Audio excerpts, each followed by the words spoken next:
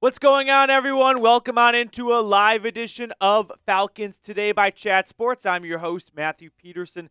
On today's episode, we're going to talk about some of the NFL news that came out yesterday regarding the NFL salary cap for this year, how that impacts the Dirty Birds. We're going to talk free agency. We're going to talk all sorts of things around your favorite team. I've got my USA jersey on for tonight. I'm super pumped for the game. Who you got? USA or Canada? I didn't know Reed was going to do this. So good job, Reed. I like the presentation of it, So let me know. I know, yeah, I should not have expected anything less. But Team USA all the way, baby. I've got my USA hockey jersey on. I have always had like this fear of being in the air on a plane for a key sporting event. And it's happening tonight. I have a flight tonight. I'm going to take off almost at the same time as puck drop. I'm going to Las Vegas for my brother's bachelor party.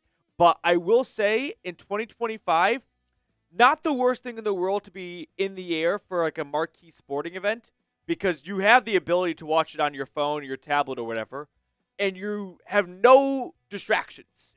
You don't like all of a sudden start scrolling on your phone during a TV timeout, and then you look up and you're like, oh crap, the game's back on. You know what I mean? You're not socializing. You're just locked in on the seat back in front of you and the game. So I can't wait for tonight. USA or Canada, let me know who you got. I feel like the NHL has a real opportunity here to take this audience and carry it over for the rest of the season. But that's for an NHL show to talk about. We'll talk about the Atlanta Falcons today. So as you guys let me know who you got down below. We have over 50 people watching right from the jump, so make sure to hit that thumbs up button if you have not already. I do want to share some personal news with you guys before we get into our first segment. I got word from the Big Cheese today, the boss man, that I will be going with the Chat Sports crew to the NFL Combine. So super excited, super stoked. It'll be the first time I've ever been to a Combine or really like any marquee NFL event like this. And obviously at the Combine, there's lots of opportunities to ask questions, primarily to the prospects, the players, but most coaches and GMs go as well. Last year, Raheem Morris and Terry Fontenot both went. We'll see if, both of them go. One of them will go there. I mean, at least Fontenot should be there. But what I want to ask you guys right now is, what question should I ask? You know what I mean? This is my first time there, so I'm not going to be overly aggressive. I'll probably be more of like a taking it all in a little bit and getting a lay of the land before I just butt in and start talking over people. But I've been thinking about what questions to ask, and I'm trying to think of like not a boring schmoring one that you always see from reporters and you're like, why can't you ask the fun, interesting things? So I'm trying to think of like a more pressing, juicy question and then an actual, hey, real talk here. Tell me about this. So for Raheem Morris, I want to know, like, have you been playing Madden to learn how to manage the clock a little bit? You know what I mean? Have you been playing Madden to practice calling a timeout? Which I don't think he'll probably appreciate, but I hope he has a good sense of humor and he takes it well. And I also want to ask either Fontenot or Morris, is there a plan to switch Caleb McGarry and Jake Matthews? Like, that's more of your X's and O's style question where that might not be the sexiest topic in the world, but, like, I want to know what they plan to do at tackle because you've got a lefty quarterback and a run-blocking right tackle. So I think it's fair to say there should be a conversation about a change. I don't think it should be some foregone conclusion of, yeah, why would we switch this at all? No, of course, McGarry's a right tackle, Matthews a left tackle. You have Jake Matthews at left tackle because you have always had righty quarterbacks. Does that change with the lefty? So those are two questions I would like to ask. If you have any ideas, I would love for you guys to get in the chat. Let me know. Also, shout out your city. As always, I do want to see where everyone watching is tuning in from. The bachelor party, by the way, is why I'm going live 30 minutes earlier today because I got to catch a flight tonight. I always do like one of the last flights out so I can still get into the office and get you guys videos and then just, Uber Lyft from the office to the airport.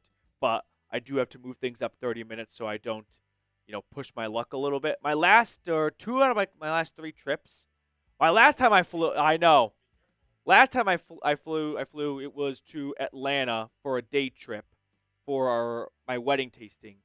and I woke up 30 minutes after my alarm, and I already set my alarm for the last possible minute. That was terrifying. I made it with 5 minutes to spare. So this time, I pushed the show up 30 minutes, so there is no chance, hopefully, of that happening. Let's see. Where is everyone watching from? I got Marietta in the house, Boise, Idaho, Tampa, Florida, Fulton County. I see Mississippi, Alabama, New Orleans in the house. Love to see it. Love to see it.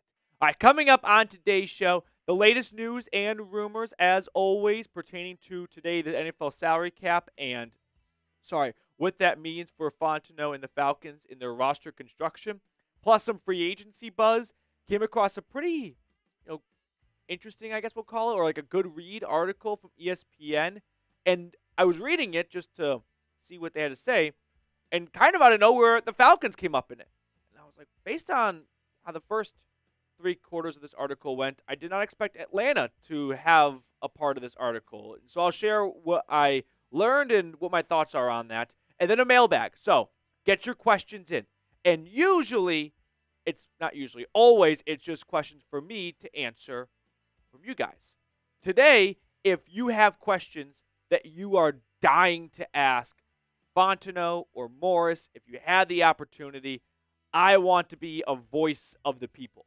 So if I get the opportunity, I'm not going to be selfish and just ask every single question I'm thinking of. Like, I want to take a little bit of what you guys have to say into account as well. Find a nice balance. So I also saw the funniest tweet yesterday.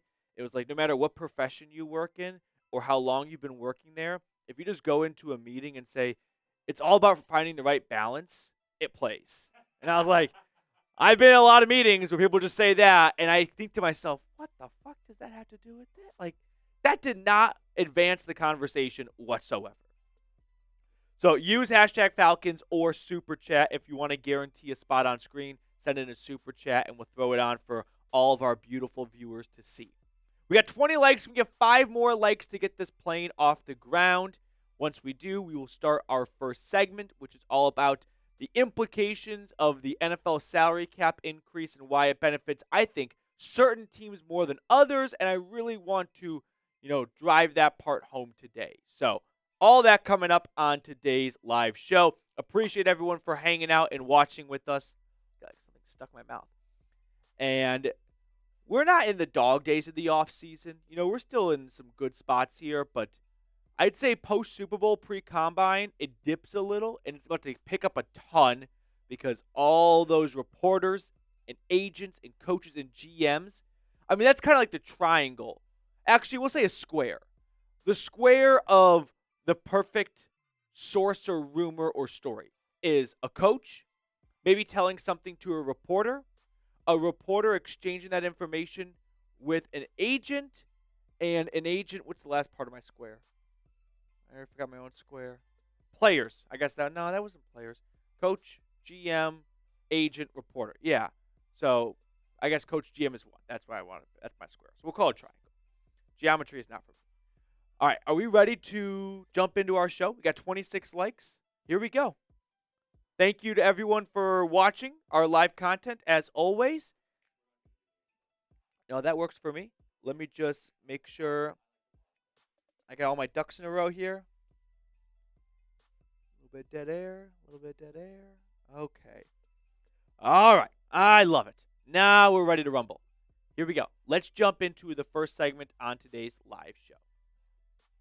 Welcome on into Falcons Today by Chat Sports. Matthew Peterson here, talking about some news that came out on Wednesday that I think has some really important relevancy to teams like the Atlanta Falcons. We talked about it, though, on yesterday's episode with the NFL salary cap expected to be larger than initially projected.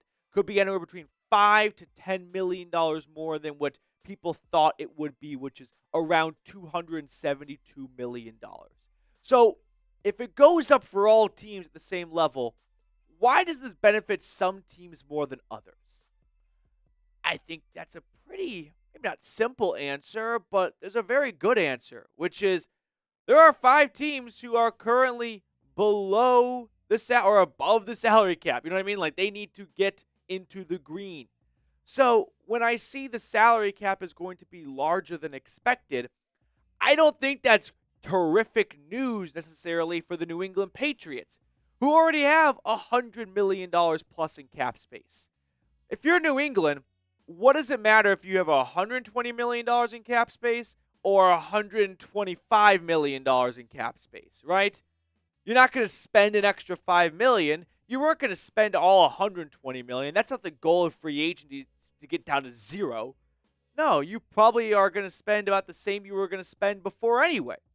So I think this increased salary cap really benefits teams that are aggressive in their spending, that backload contracts, and are currently above the salary cap and need to get below it before the start of the new league year.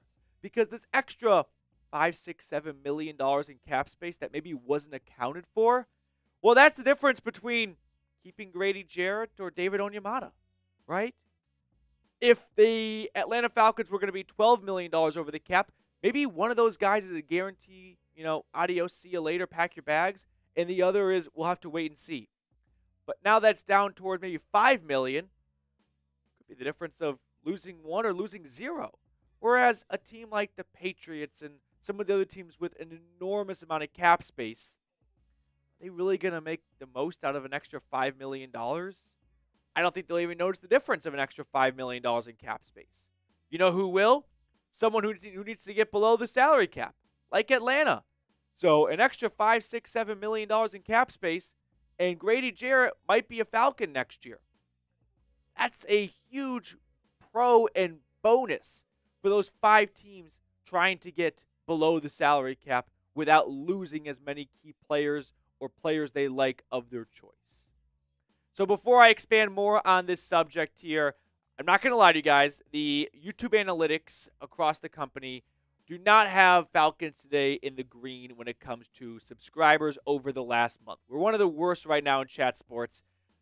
I'm not proud of it, but I do want to see this channel continue to rise. And my boss said with the studio space crunch we have, with all the construction going on at Chat Sports, if we don't gain another 40 subscribers and get up to 30,000 or 32,000, 32,100 or 33,100, whatever the number is right now, we are not going to have a live show on Thursday.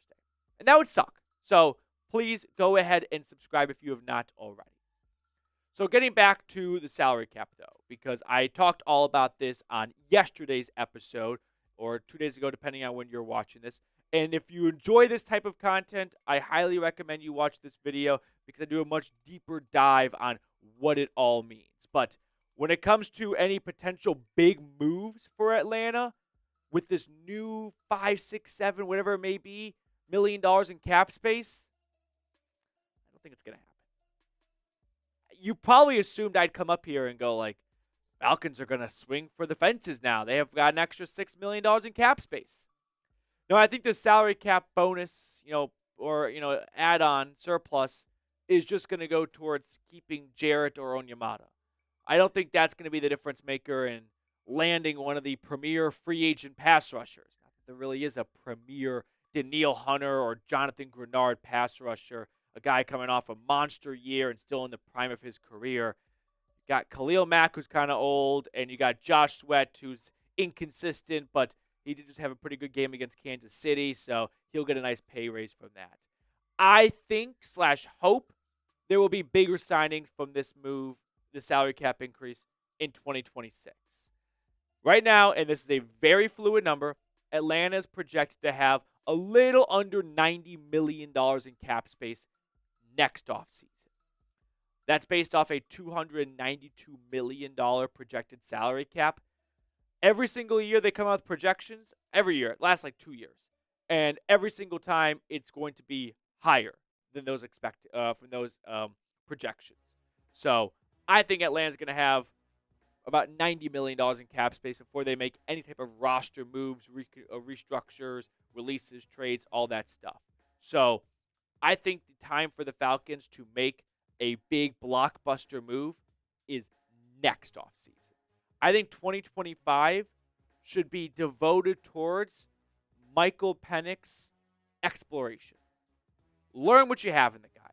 If you find out halfway through the year, We have our QB for the next decade plus. He looks terrific, like a CJ Stroud or Jaden Daniels type rookie campaign, because it'll kind of feel like his rookie season, but he'll have more experience than other rookies do. Then that's the time to go out there and make some big acquisitions. This offseason, I don't think so. I don't think this is the time to go out and make big overpays. And that sounds insane coming from me. I feel like this is a severance moment where, like, my Audi would want to kill me right now for saying this.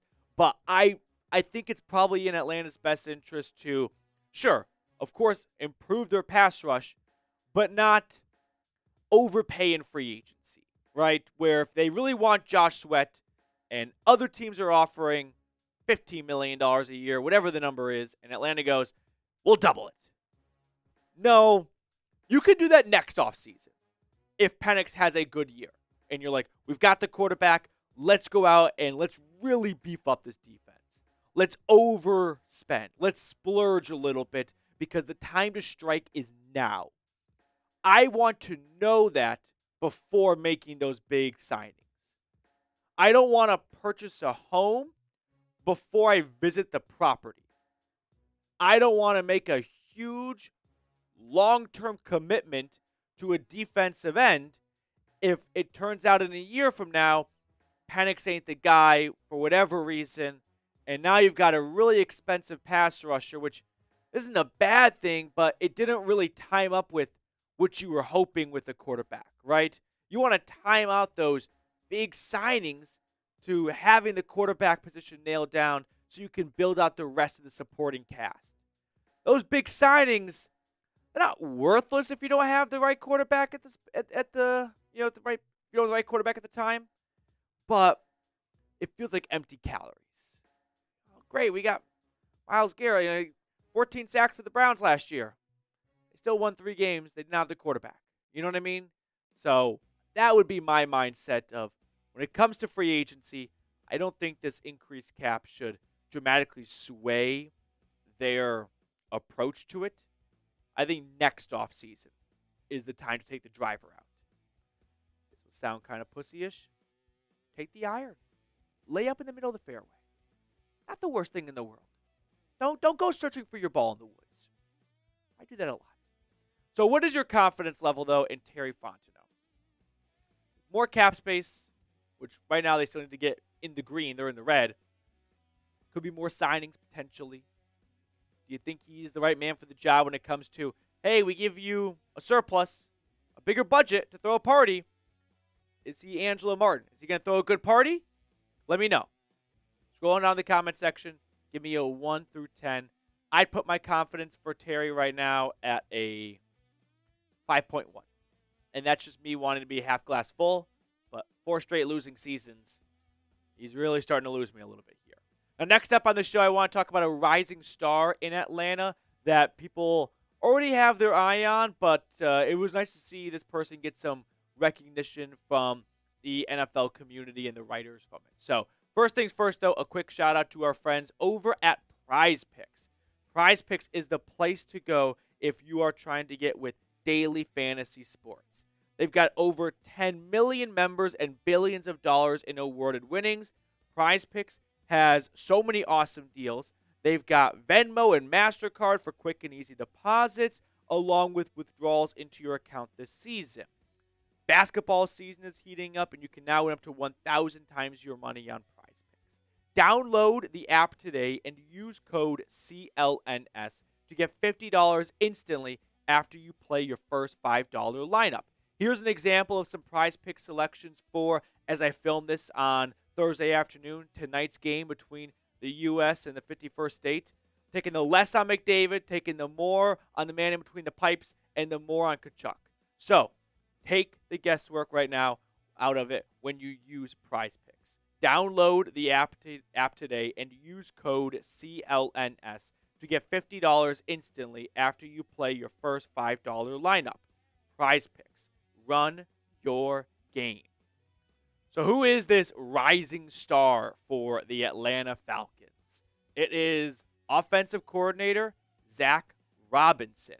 I stumbled across an article from The Athletic that highlighted the top 50 coaches, personnel, front office folks under the age of 40. And Zac Robinson was on this list. So I thought we could all take a second to kind of refresh ourselves on Atlanta's play caller, and that while Raheem Morris definitely flunked on the Jimmy Lake hire, it's looking pretty good for this hire at the OC position. You guys can read what The Athletic had to say on Zac Robinson and how he was instrumental in LA when Baker came over, and then with Stafford and getting that run game going with Kyron Williams, who no one had high expectations for.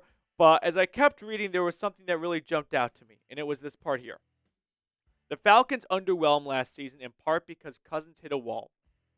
But people around the league believe the future partnership between Robinson and Penix is very bright. Some of you watching may have a reaction of, oh, great. Another Kyle Shanahan where we're going to have a great offensive coordinator that's just hired away. That's a good problem to have.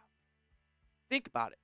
You could have a problem where you have a Jimmy Lake who runs a defense into a ground, and then you fire him. Or you can have an offensive coordinator that's so good at his job, other people want to hire him.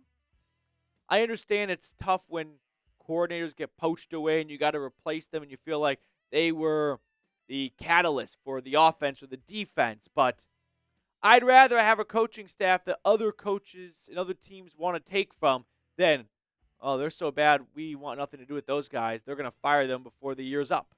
So this is, in my opinion, a good problem to have. As for Robinson, he should have a lot of fun this offseason because he has so much skill and talent to work with. We know Penix has an insane deep ball with precision accuracy on it. Bijan's Bijan. Drake London and Darnell Mooney nearly put up 1,000 yards each this year. And Kyle Pitts, we'll see if he's on the team still. But the other four guys are looking really good. So I'm anticipating a lot of points in 2025. The offense, it was weird at times, but I think Kirk Cousins played a major factor in that. I think Robinson felt limited by Kirk. I don't think he trusted Kirk to get under center and run play action. I don't think he believed Kirk could execute a simple under center play action drop back or anything like that. I think he had to kind of hide him or camouflage him in the pistol or shotgun and reduce the amount of mobility asked of his quarterback. That won't be the case anymore for Penix. I think this playbook is about to be blown wide open. And then you've got all this firepower around Penix, right? The year that Robinson had a breakout sophomore campaign, and then Darnell Mooney and Drake London really forming one of the best receiver tandems in the National Football League. And if it wasn't for an injury to Mooney towards the end, we have two back-to-back or 2,000-yard receivers in Drake London's best season yet, and I expect those numbers to only go up. So very excited to have Robinson on this Falcons coaching staff. I do agree that he is one of the up-and-coming bright minds, and it may not be long until he's a head coach elsewhere, but the Rams, for example, have lost a lot of key members, and, well, they were in the NFC Championship game this past season. So it's not a death blow to lose an offensive coordinator or something like that. All right, before we sign off, how many wins for the 2025 Falcons? 8 wins last year, 7 wins for 3 seasons before that. Can they get to 9? Can they get to 10? I'm going to say give me 10-7. That's what I predicted last year. It was looking pretty good for a while there. Thanks a lot, Kirk. So give me 10 wins for 2025. Before we get on out of here, we're going to spin the wheel, pick a viewer out of the comments section. I just scrolled down to the comments and pick 6 random viewers to show some appreciation to for interacting with our content. So if you want to be on the wheel, comment down below and you might be selected. Are we ready to spin that wheel, Mr. Barkis? There we go. Off and running. Who's going to get 2 claps? And it's Mr. Mike, it looks like. Mike Malone. Mr. Malone, thank you so much for interacting and viewing our content here. 2 claps for Mike, everyone. 1, 2. I will see you guys tomorrow.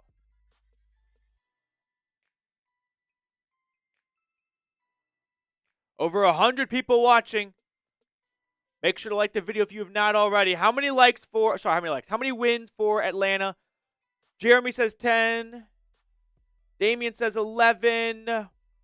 Invest Guy says 10. ZD Production says 12.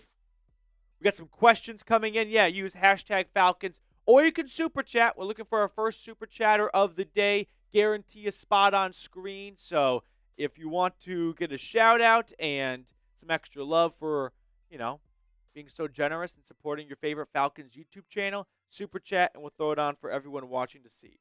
PD, Yeah. can I tell you my win projection? Sure, yeah, go for it. It's wild. Okay. 14. 14 wins for Penix in 14. year one. I think he's going to go crazy. Yeah. I feel like he's going to have maybe a little bit less than Jane Daniels, but it's going to feel like that. He's got so many weapons. I agree with that, but even Jane Daniels won 12 games. And how good's Atlanta's defense? I got it. Reed is winning over the chat right now with the 14 win projection. I forgot to say this. There's nothing worse in this industry or this job when I have something I want to share in a video and I just forget, and I usually remember it like 5 seconds after the outro finishes rolling. Credit to the 2024 Falcons. They were the only team to beat a healthy Eagles team. Eagles won 14 games, right? They lost 3. They lost to the Falcons. They lost to the Commanders with Kenny Pickett finishing the game. And what was their other loss?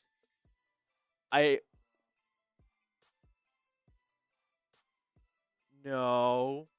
What was the other Eagles loss? I'm pretty sure the Eagles lost only one game healthy, and it was to Atlanta in week 2.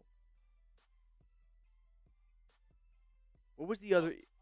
Oh, the Bucs. They were missing A.J. Brown. I think Devontae Smith. They were missing a lot of guys for that Bucs game. Yes. The Bucs. Thank you. So only Atlanta beat the healthy Super Bowl champions. That's kind of I don't know if it's a banner. Maybe it's like a sticky note, right? You don't raise that banner, but maybe a sticky note. That feels appropriate. Cody Massey, ladies and gentlemen, with our first super chat of the day. We'll throw that up for everyone watching to see. Mr. Marshall Green. Right there. On the other side of this wall.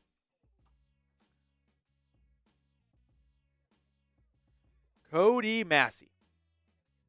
All right, 1 second, Cody. Sorry about that.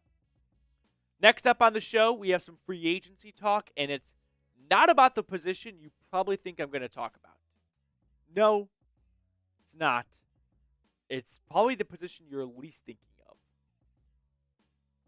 First things first, though, we will read Cody's super chat. We'll also include it in our mailbag as well. Is Andrew Mukuba a good late-round option at safety?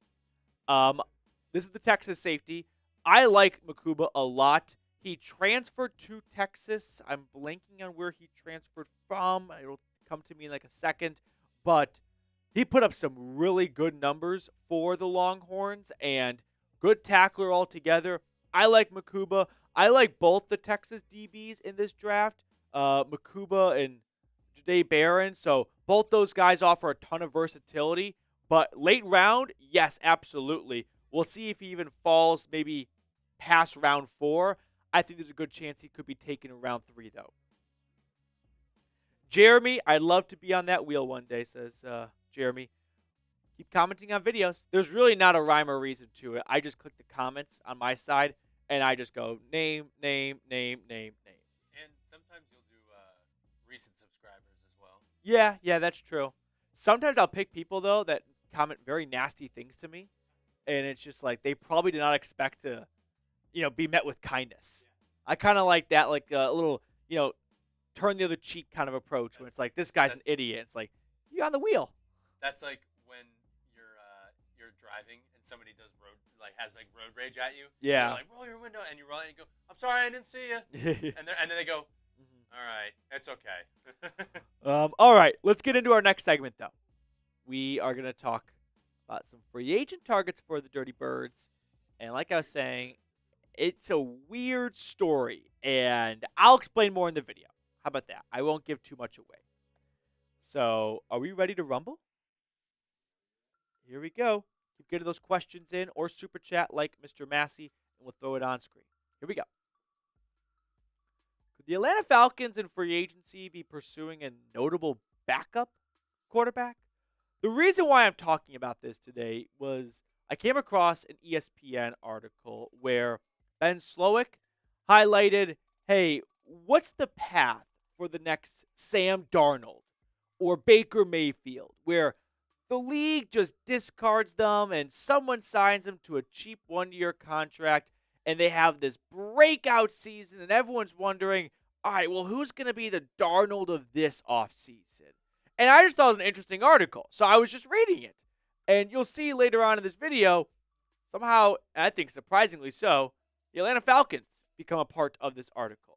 But Ben highlighted a couple of these like revived quarterbacks. Sam Darnold, Geno Smith, Baker Mayfield, Ryan Tannehill, Jared Goff. It's like guys that most people in the league, fans, thought they're not going to be around for too much longer. They're not going to be a Pro Bowl level quarterback, and all of a sudden, they're all having phenomenal seasons. So how do you find the next revived quarterback? So Ben highlighted 5 candidates, and you can go read the article for yourself. I'm not going to, go over word for word, but he had a criteria of what it would take to be a candidate for a revival project. Sam Darnold, since he's a free agent again, but Justin Fields, Daniel Jones, Jameis Winston, and Zach Wilson. So with these 5 revival candidates, he was trying to find some homes for them. And this is where I was surprised. He had Atlanta Falcons batting leadoff. Did not expect to see Atlanta here, right? I was just reading for the sake of reading, which I don't read a lot, but I was blown away that the Falcons would be in this kind of group. The Jets make sense. The Giants make sense. The Vikings make sense if they don't bring back Darnold, but even they're a little weird. The Rams, if they trade Matthew Stafford, makes sense. What the hell is Atlanta doing here? Just took Penix 8th overall. So, before I just exit out of the article, I thought, well, let's just hear him out. So here's what Ben said. If there's no starting job available for Winston or Jones, the QB2 spot on Atlanta's roster looks promising. Drake London is a great receiver. Does he clear the elite bar? Jury's still out. I think he's elite. Michael Penix Jr. is coming off a rookie season, and he has yet to prove he belongs. Though early returns are promising, he has an injury history. The potential for grabbing snaps is high, and the bar for veteran quarterback play in Atlanta, which most recently watched Mariota, Heineke, and Cousins, is extremely low. Is Solik saying anything false? No, he's not. We didn't see a lot from Penix. He does have a very lengthy injury history. But did anyone else come away with this idea of, it sounds like he's not a big Penix believer, and he's already forecasting there's a really good chance they go to a backup, whether it's an injury or maybe a quarterback change. And that's where there's a fork in the road, because I'm not going down that road with him. I don't believe Atlanta should be in pursuit of a quarterback who they want to see get revived. No, I think Atlanta should be in a pursuit of a quarterback who wants to be Michael Penix's backup. When Baker was signed by the Bucs, it was not to back up Kyle Trask. It was to compete for the starting job. When Sam Darnold was signed to Minnesota, not to back up JJ, but to push the rookie and see if he could win the starting job in year 1. Some of those were signed to be backups like Geno, but that's not really, I think, the nature of this, because those were not free agent signings from that previous offseason with the intention of, hey, there's a chance we might turn to you. Geno just kind of fell into Seattle's lap of, whoa, an injury to Russ, and wow, look at the opportunity you had and what you did with it. So no, I'm not really on this page of Atlanta should be looking for these revival candidates because of Penix's injury history or a lack of belief in him. No, they should find a backup for Michael Penix to be the backup. And there are different forms and shades of backup quarterbacks. You can have a backup like Baker when he went to the Bucs initially, where it's like, hey, we're signing you to compete for the starting gig. No one should be signed to Atlanta to compete for the starting job. Meaning, you shouldn't be giving out big contracts to free agent quarterbacks to push Penix a little bit. I think you should go all in on Penix, like full belief, and not hedge your bets. I think you should sign a backup whose job and his sole purpose is to lift up Penix. Not every quarterback is made to do that. Chase Daniel, an excellent example of someone who was retired now in the league for a long time. Not because he has some crazy arm, because he was a nice guy and he was a good backup. He knew his role. He was there to help the starter. And those revival quarterbacks, I don't think they're coming to Atlanta to help Penix. I think they're going to come to Atlanta to take the starting quarterback gig. I'm not interested in that type of signing. I want a backup who's there to support Penix. That, to me, is the criteria for any backup quarterback acquisition. So if you still believe, or not still believe, but if you just believe in Michael Penix, because I was a fan of his coming out of the draft and just the pre-draft process altogether. Sure, I definitely was very questionable, to put it lightly, of the pick given the Kirk Cousins signing, but from a pure prospect layout, I am in on Penix being a successful quarterback in the NFL, especially after what we saw to close out the 2024 season. So who are the quarterbacks that I would pursue? Not these revival guys. I want backups. These are backups. Jacoby Brissett. Taylor Heineke was traded away, but remember, Atlanta held on to him when we all thought he would be released. So he already has some familiarity with the team and maybe a little bit of the playbook. Might not be a bad idea to bring him back. You see this more often than you think in the NFL. Jarrett Stidham, he was the backup for Bo Nix after a little bit of starting time in 2023 when Russ got benched. Joe Flacco, he knows his role, and I think he could be an awesome resource for Penix and his development. Dobbs, another great resource for developing a young quarterback. Obviously a very bright guy, went to an incredible university where they taught him very, very well. And then Teddy Bridgewater, who, same boat of great resource, been around the league for a while, could be someone for Penix to lean on. My preferred candidate of those six, I'd probably go Jacoby Brissett. I think for two reasons. One, I think he knows his role of a backup to support the starter. He's done that time and time again. He went to New England. He started off early in the season. They turned it over to Drake May, and Brissett was there supporting Drake May. So he's been in this spot before where he helps the young quarterback develop. He shows him how to watch film and what to watch for. And also, if an injury were to happen, which God forbid not, but you do want to have a backup where if he has to start for 2, 3, or 4 weeks, I always have the mindset of a good backup should go 500. If you have a quality team, which I think Atlanta's a quality roster, and Penix misses 4 games, you want a backup you can believe can go 2-2. 3 games, you hope for 2-1. But you don't want a backup who you have no faith in actually winning a game for you, and all you're doing is crossing your fingers that Penix never goes down.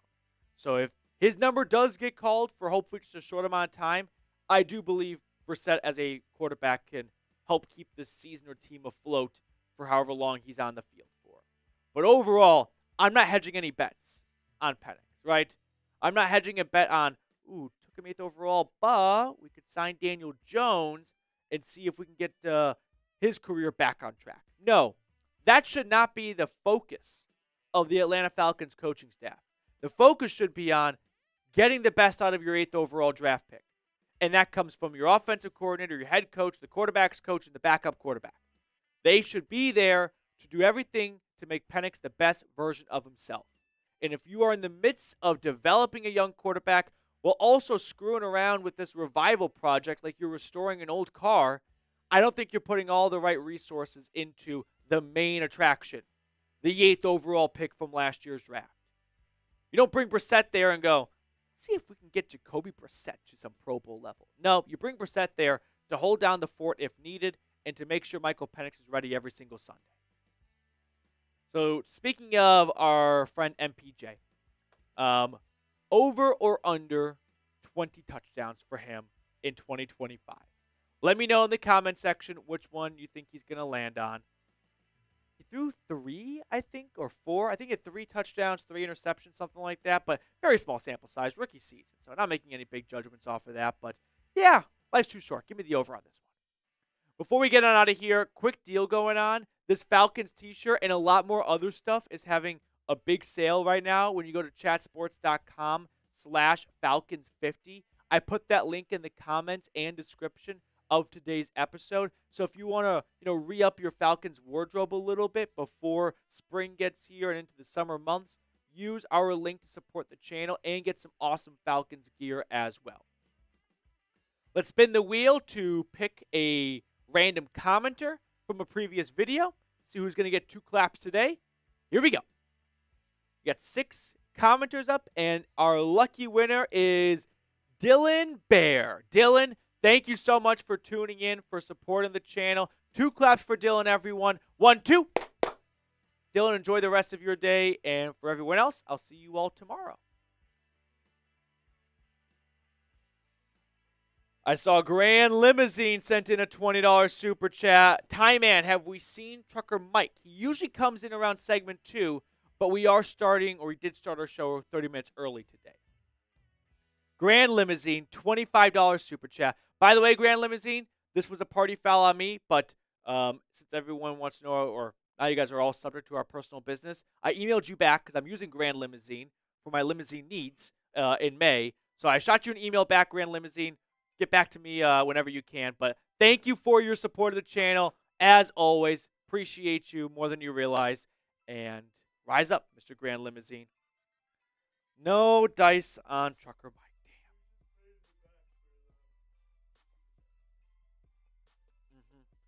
Trucker Mike is in the chat. ZD, are you getting my hopes up? I don't.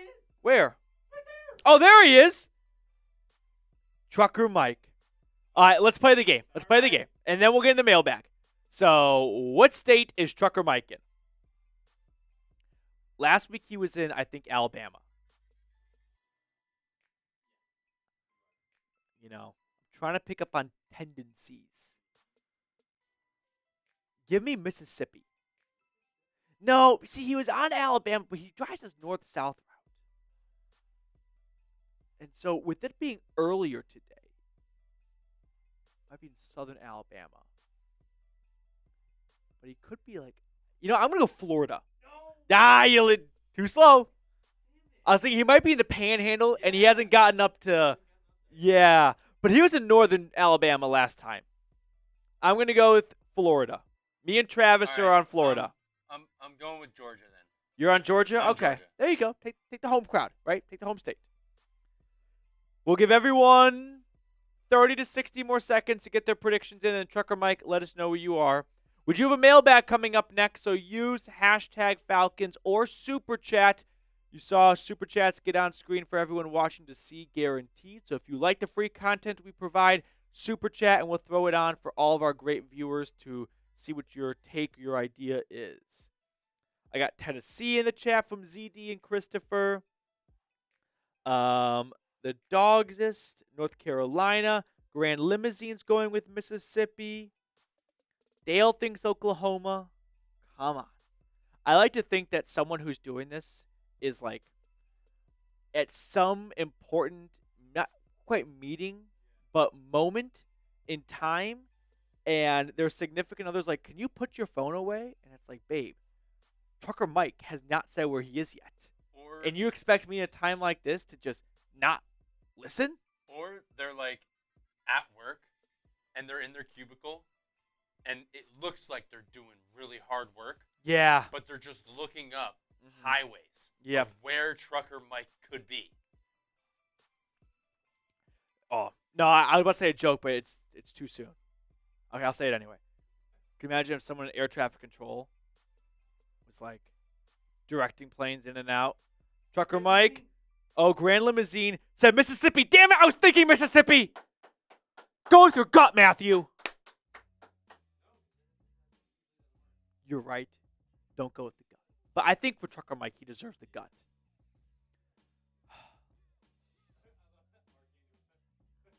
Ark, you are correct. Oh, he deleted it. He said everything goes on freeze mode when Trucker Mike's here. Grand Limousine, congratulations. I assume Trucker Mike is saying Grand Limousine got it correct, which is Mississippi. I was thinking Mississippi. A Waffle House. I've not been to a Waffle House in a little bit, actually. I tried to go to one. It was very disappointing for Waffle House. I tried to go to one at like 3 a.m. a few months ago, and they're like, not happening. And I was like, you're Waffle House. And they're like, we are. They were, you know what they were? Takeout only. They had like a window, and after midnight, there's no more dining in. You just order at the window. I was like, I don't want Waffle House to go. I want to eat it right here. So I was like, well, my body will thank me tomorrow. All right, let's get into our mailbag. Use hashtag Falcons or Super Chat. Dude, the cord just falls. It's really annoying in the studio. I don't know the solution to the problem. No, maybe I'll just put the cord up here. I used to do. I'm all over the board. Oh, Erica just texted me. Just a gate change. There's no scarier feeling than when you have a flight coming up in a few hours and you get that text from like a 5-digit number, and you know it's the airline texting you, and you're like, don't tell me it's delayed. Don't tell me it's delayed. No. I am now flying out of gate A, 33. Okay. Even wise and side checks. All right. Here we go. Let's get into our mailbag. We ready to roll? Here we go. Before we start today's mailbag, which came from our live show every single Thursday at 5 p.m. Eastern, quick reminder, hit that like button down below if you enjoy our content today and every time you tune into an edition of Falcons Today. But let's get into our first question. It is coming in from the Jonathan229. What are the chances Jameis Winston is Penix's backup next season? You know, it's funny how time can help out a lot, because this time last year, remember we were talking about potentially signing Jameis Winston, and people were irate at that idea after he scored the touchdown in Week 18 between the Saints and the Falcons and ran up the score, and it wasn't really good sportsmanship, and Arthur Smith was blank, and I suggested signing Jameis for just vibes alone, and everyone's like, how could you say that after what he did to us in Week 18? Give it a year, and no one seems to care about that anymore. But I don't think Jameis is going to be interested, not that he may have a ton of options, in going to a spot where it's not up for grabs for the starting quarterback gig. I think he still believes, and I think there's enough evidence from his, third of a season starting in Cleveland that he can be a starter in this league. So I expect Jameis to maybe have, like, the Giants give him a call, and he has more interest there. Although he's always kind of been a Southern guy, right? From Alabama, goes to Florida State, drafted by the Bucs, goes to the Saints.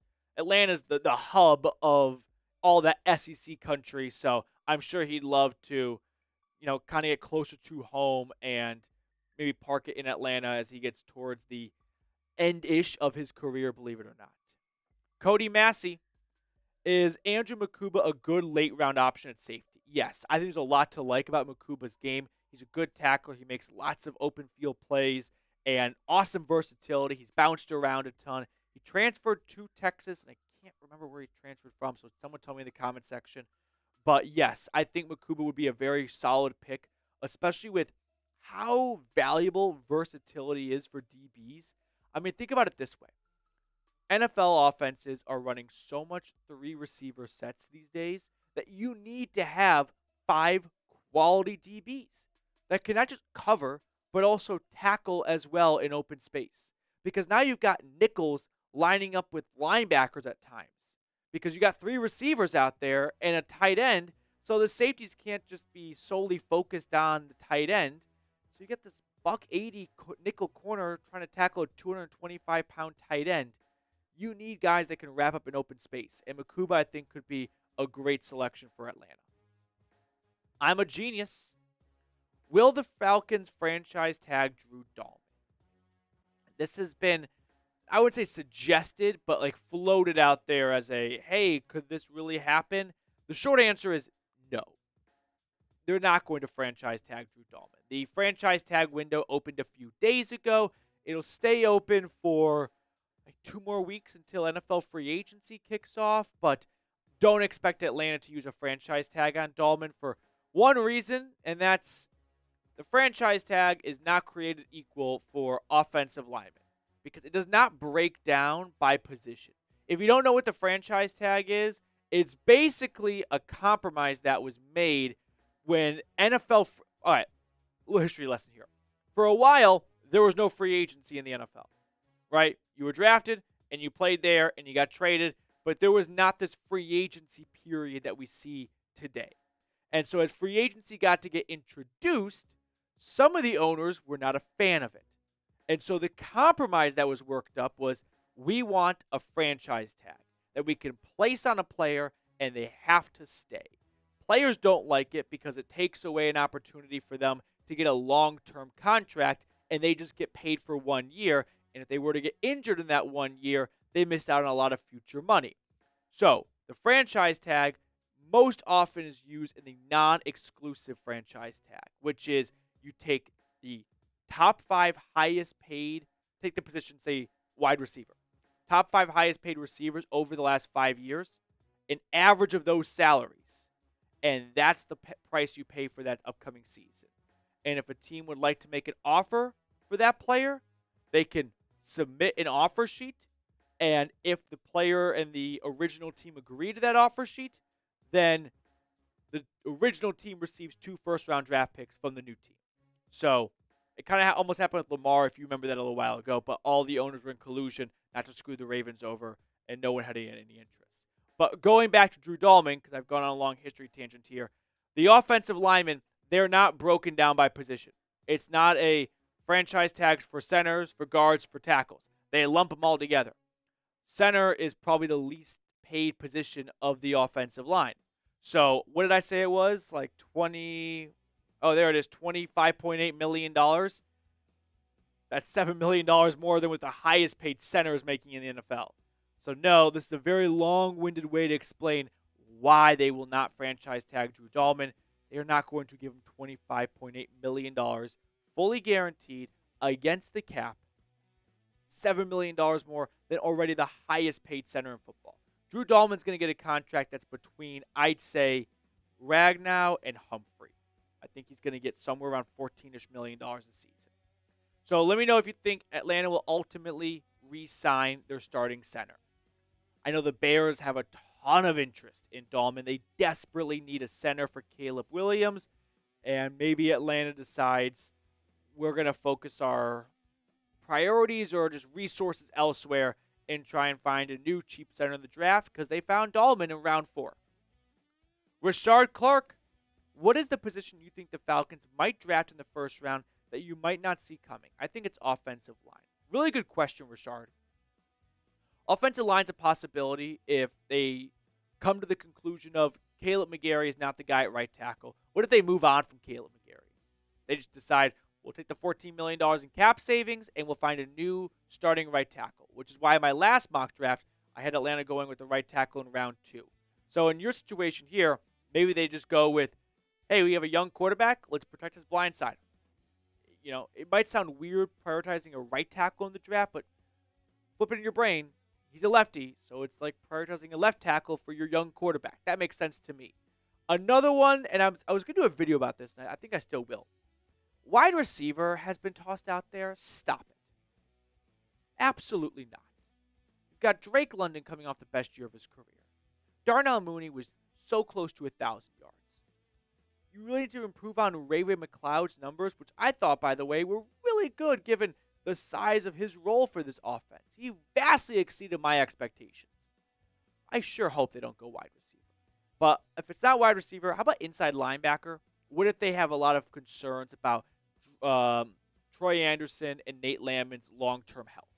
And there's a lot of good inside linebackers from Georgia and from Alabama, Jahad Campbell, Jalen Walker, that they decide to go with.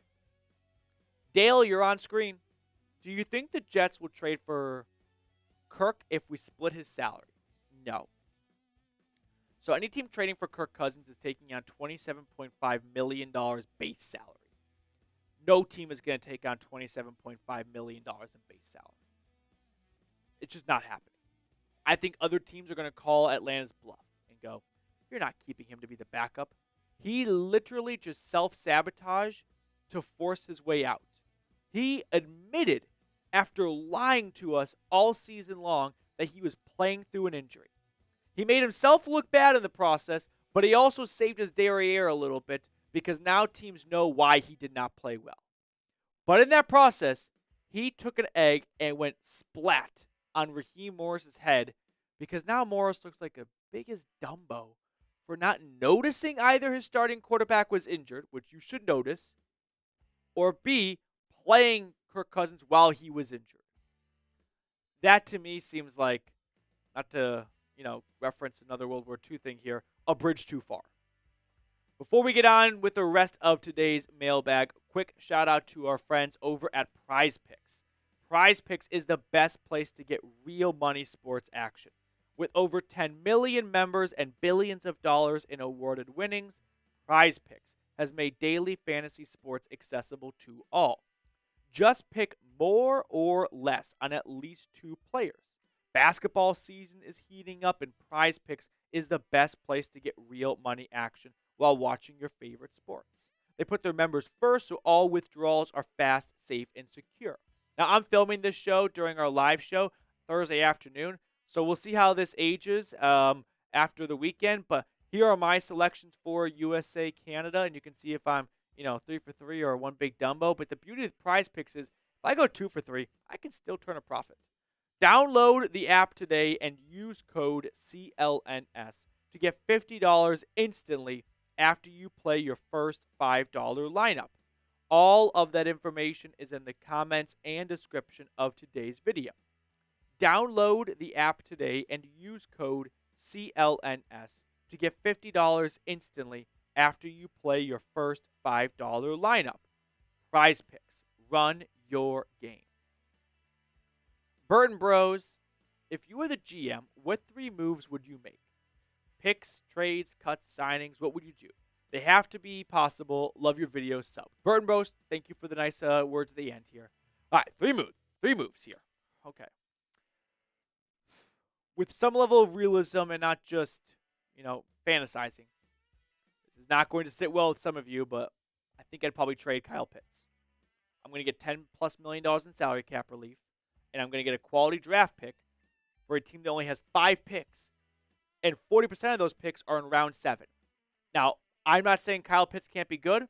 What I am telling you is Atlanta has shown me they don't think he could be good. He played less than 50% of snaps for the last 5 weeks of the season. Terry Fontenot, in his final press conference of the season, said he was disappointing. All signs point to a split. So I would probably pursue a trade for Kyle Pitts or, Pitts away and get maybe a 4th or 3rd round draft pick out of it and cut your losses before he likely inevitably walks in free agency after this season. So that's one trade right there. For draft picks, Will Johnson's my number 1 guy. Now, we'll see if he falls to 15. So it's definitely a little bit of a reach. But Christian Gonzalez fell to the Patriots at like 18 2 years ago, and we didn't see that happening. So this stuff does happen in the draft. But Will Johnson would be my, ideal selection. Cuts, I'd do my absolute best to keep Grady Jarrett and David Onyemata. I'd also keep Caleb McGarry as well. Signings, I'd bring over Khalil Mack. I think he can still play at a high level. I think he can give a good amount of pass rush upside on 3rd downs and obvious passing situations. So I'm sure I'm missing some other things I've talked about before on the channel, but I'll go with trading Pitts, drafting Will Johnson, and signing Khalil Mack. ZD Productions, do you think we should draft a tight end late in the draft or trade/sign one? It's a good tight end draft class. I don't know if tight end is something that needs to be addressed this offseason. Even if they trade Pitts away, they may have more internal optimism on Charlie Werner than you and I think. So they don't have that nice sweet spot of like, can we find a tight end in round 4 or round 5? Like, they've only got 1 pick between rounds 4, 5, and 6. So they got to make that pick count unless they add some more picks. So if they trade Pitts away, like I just said a moment ago, then you take that pick right there and you invest it in a new, younger, cheaper tight end. Landon Hale, draft Mike Green, trade back up for a high-caliber cornerback. Yeah, I don't know if you trade back up. What are you trading to go back up? I mean, like, what do you have to trade? You use 15th overall pick on Mike Green. You've got your 2nd round draft pick. You don't have a 3rd. You don't have You don't have a fifth. You've got a fourth and future draft picks. Well, I think there are some good strengths to this draft class. I don't know if cornerback is the one you're trading up for. So I'd probably say no on that idea right there. But I can get on board the Mike Green part of it. Jeremy, do you think with an estimated increase in cap space, do you think it would become easier to trade Kirk Cousins than before? No. The cap space does not impact Kirk Cousins, I'll say, at all, or the Kirk Cousins situation. His dead cap hit, for example, if they trade him or release him, that number doesn't change. It's just the percentage of the cap that changes. If they release Kirk Cousins, it's a $40 million dead cap hit. The question is that $40 million coming out of a $100 million salary cap pie, which is 40%, or out of a $280 million salary cap pie, or a $270 million salary cap pie, right? So you're only looking at percentages. The value of the dead money is not going to change based on the cap. So I don't see how an increased cap makes it easier to trade him away. I don't see why any team would trade Cousins when they have full right to believe he's going to get released. And if you're Cousins, you might just stick the middle finger up to Atlanta on the way out going, I'm not going to let you guys get a draft pick for me. I've got a no trade clause. I'll veto any trade you send my way. So then we'll have a little stare down here. You're going to keep me as a backup, or you're just going to cut your losses and release me, and then I'll sign wherever I want to in free agency. My burner, Petey versus Aaron. This is like the second or third time you've asked this question right here. I'm not fighting Aaron from Locked On Falcons. I don't think Aaron's a big fan of me, though. I forgot who it was. It was like 2 or 3 months ago. I think he called me out indirectly. But I don't remember it well enough to have the details of it. So if you do, refresh my memory on it. But I'm not fighting anyone. Best to Aaron and his coverage of the team. I'm sure he does great work. I don't watch it, but for those that do, I'm sure he puts out quality stuff.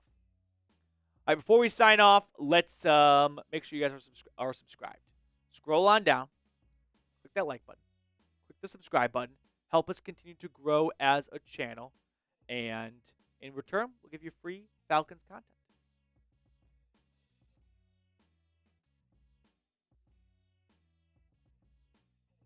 That's right.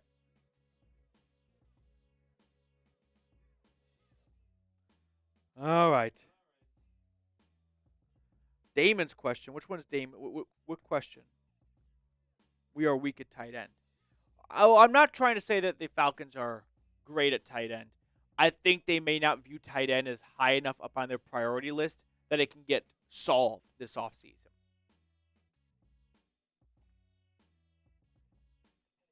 Oh, maybe you're talking about this question. Do you think we need a new kicker? Is Koo done? I don't think they're going to move on from Koo.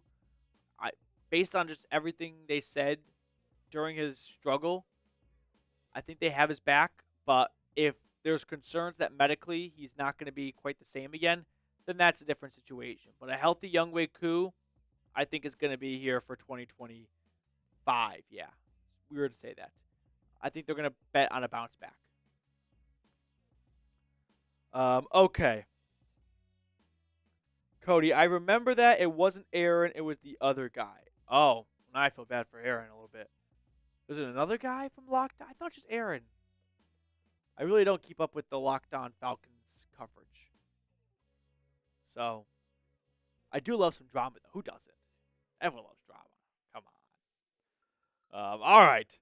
Well, that's going to do it for us on today's show. Thank you guys, as always, for tuning in and for supporting the channel. I've got a flight to catch. I got to leave in 25 minutes, so don't have much time to dilly-dally before I get on out of here. Enjoy the rest of your Thursday. Enjoy your weekend, and I will be back with more content on your favorite team.